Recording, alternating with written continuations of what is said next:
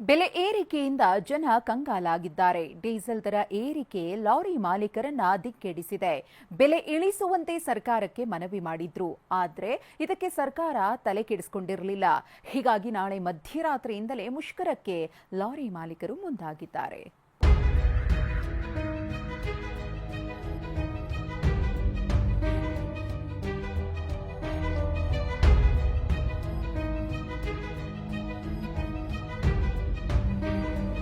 ನಾಳೆ ಮಧ್ಯರಾತ್ರಿಯಿಂದಲೇ ಲಾರಿ ಮುಷ್ಕರ ಸಾಧ್ಯತೆ. ಮಂಗಳವಾರದಿಂದ ಅಗತ್ಯ ವಸ್ತುಗಳಿಗೆ ತಟ್ಟಲಿದೆ ಬಿಸಿ.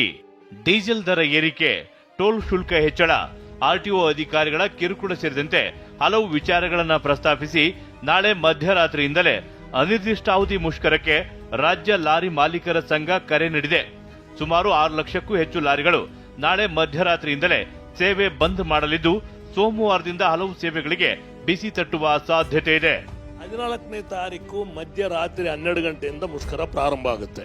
ಜಲ್ಲಿ ಮಣ್ಣು ಓಡಿಸೋರಾಗ್ಲಿ, ಟ್ರೈಲರ್ನವರಾಗ್ಲಿ, ಅದೇ ತರ ಈ ಮೀಡಿಯಂ ಗೂಡ್ಸ್ ವೆಹಿಕಲ್ನವರಾಗ್ಲಿ, ಅದೇ ತರ LPG tankers association already letter ಬಂದ್ಬಿಟ್ಟಿದೆ, ನಮಗೆ ಸಪೋರ್ಟ್ ಮಾಡ್ತೀನಿ ಅಂತ ಹೇಳ್ಬಿಟ್ಟು.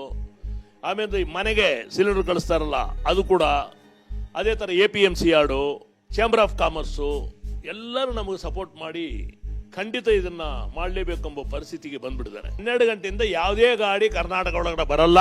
ಅದೇ ತರ ನಾಳೆ ಲೋಡಿಂಗೇ ಏನೂ ಇರೋದಿಲ್ಲ. ಲೋಕಲ್ ಅಲ್ಲಿ ಕರ್ನಾಟಕದಲ್ಲಿ ಮಾತ್ರ 690 700 ಗೂಡ್ಸ್ ಆಫೀಸ್ ಎಲ್ಲ ಕಂಪ್ಲೀಟ್ ಬಂದ್ ಮಾಡ್ತಾ ಇದ್ದಾರೆ. ಅಂದ ಹಾಗೆ 6 ತಿಂಗಳಲ್ಲಿ ಸರ್ಕಾರ 2 ಬಾರಿ ಡೀಸೆಲ್ ದರ ಹೆಚ್ಚಿಸಿದೆ. ಹೀಗಾಗಿ ದರ ಇಳಿಸಬೇಕು ಹಾಗೂ ಹಲವು ಬೇಡಿಕೆ ಈಡೇರಿಸಬೇಕೆಂದು ಸರ್ಕಾರಕ್ಕೆ ಲಾರಿ ಮಾಲೀಕರು ಮನವಿ ಮಾಡಿದ್ರು. ಇದಕ್ಕಾಗಿ ಏಪ್ರಿಲ್ 14ರ ಗಡುವು ಕೊಟ್ಟಿದ್ರು. ಆದರೆ ಸರ್ಕಾರ ಇದಕ್ಕೆ ಸೊಪ್ಪು ಹಾಕಿಲ್ಲ. ಹೀಗಾಗಿ ನಾಳೆ ಮಧ್ಯರಾತ್ರಿಯಿಂದಲೇ ಮುಷ್ಕರಕ್ಕೆ ರಾಜ್ಯ ಲಾರಿ ಮಾಲೀಕರ ಸಂಘ ಮುಂದಾಗಿದೆ. ಇದರಿಂದಾಗಿ ಮಂಗಳವಾರದಿಂದ ಅನೇಕ ಸೇವೆಗಳಲ್ಲಿ ವ್ಯತ್ಯಯ ಆಗಲಿದೆ.